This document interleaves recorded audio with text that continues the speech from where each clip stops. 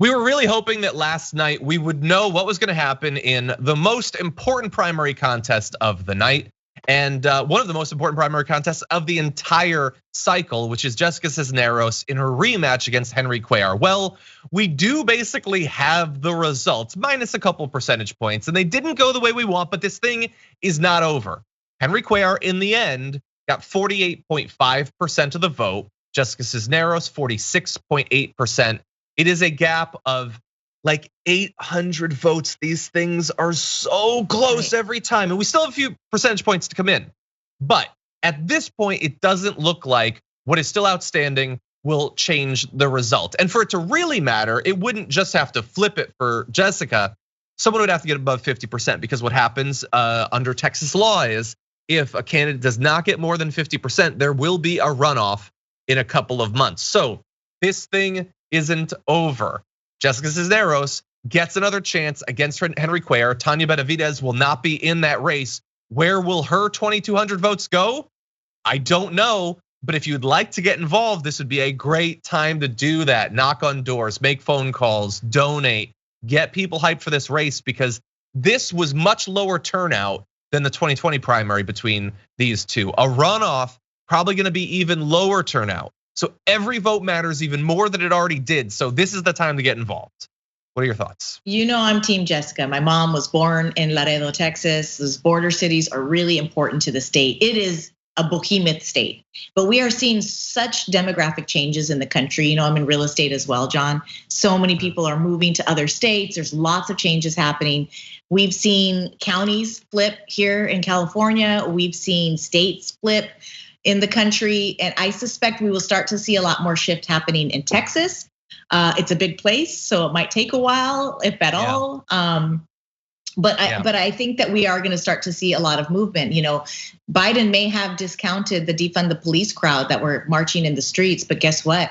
They're still around and they're still voting, and they're gonna be moving to that state, they're gonna be moving to other states, and they're gonna still have their perceptions of what's going on. And they need their politicians to support them and to represent them. And clearly in the State of the Union, there's a lot of people who have been ignored and who are being treated as if they don't matter and their perspectives don't matter. And we're gonna see it in the voting booths.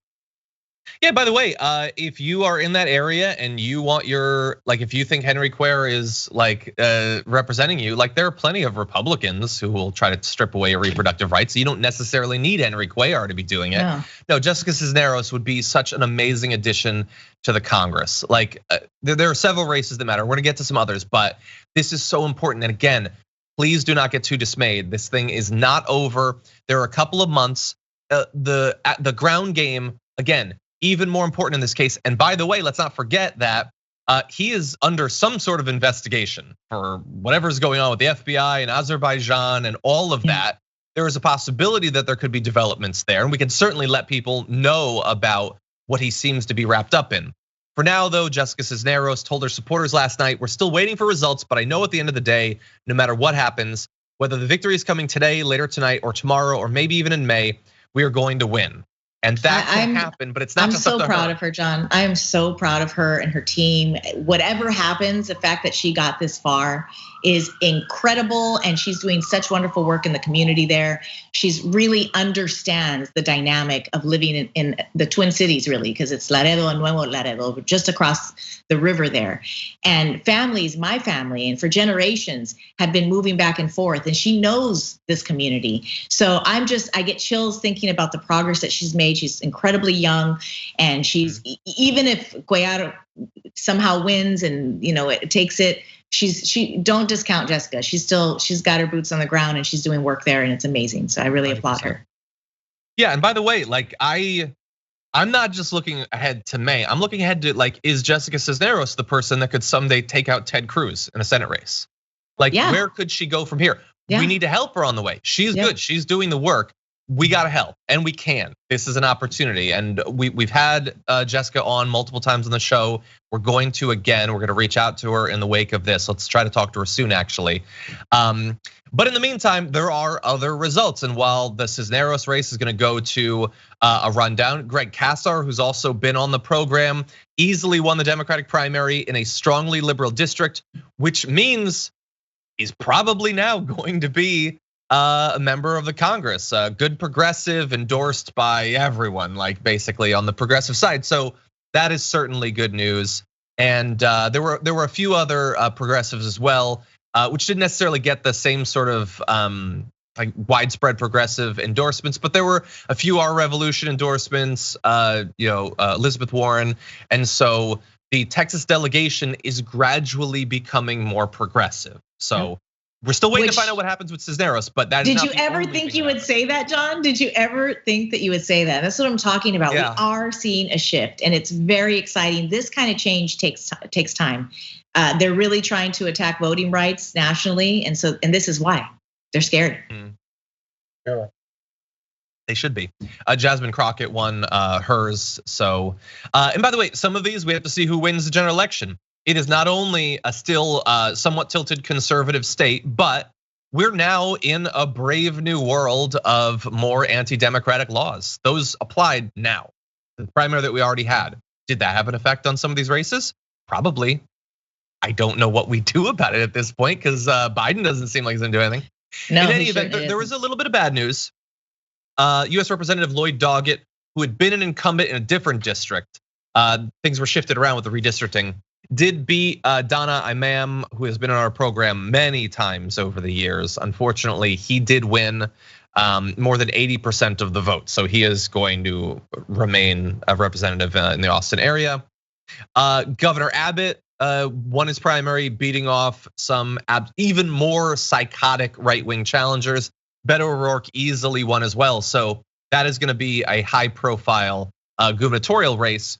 Although the polls so far, not super close. So it would be great to have Abbott out, considering all the damage he's doing, which we'll be talking about a bit. Doesn't 100% look like that's likely to happen yet, but get involved, become a part of the solution. By the way, with more than 3/4 of the vote counted, nearly 800,000 more Republicans than Democrats voted for a candidate for governor there. A gap far larger than the one just in 2018, the last midterm primary election in Texas. And so here is a message, not just to the people of Texas, not just to like Beto O'Rourke, Biden and the Democrats. We've been saying you're doing damage to these other candidates. How many interviews with candidates have I asked them about, like, what effect does it have that they're not accomplishing anything? This is what it looks like. Republicans are more fired up because they're being given what they want. What they want is anti-trans xenophobia, insane conspiracy theories about critical race theory and all that. They're getting that, they're gorging themselves on that. What are Democratic voters supposed to sustain themselves on? The COVID aid package from 11 months ago? What is supposed to fire us up? Nothing. I'm not in the administration, but why won't they fight for themselves as much as progressives who didn't even want them to become president would fight for them? It's because they do not care about a progressive agenda. They're too worried about being invited with the cool kids, which they consider the cool kids. So they really don't care. It's sad, John. They're too busy pandering to the right to actually deal with their own constituents. It's boggling. Do they not care about getting Abbott out at least? Like, he's not one of the cool kids. Let me assure you, you do not want to sit at his table. Anyway, you know what? Let's demonstrate. There won't be any electricity there at his table, or gas. Oh, jeez. There might be gas, but not energy.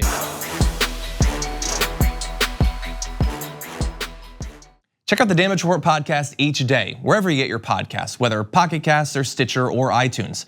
You can join me as I give you the news and stories you want, with a range of co-hosts and interview guests jumping in on the fun each day. Again, that's the Damage Report, wherever you get your podcasts. And if you get them at iTunes, don't forget to rate and review. Sometimes I'll read them live on the show.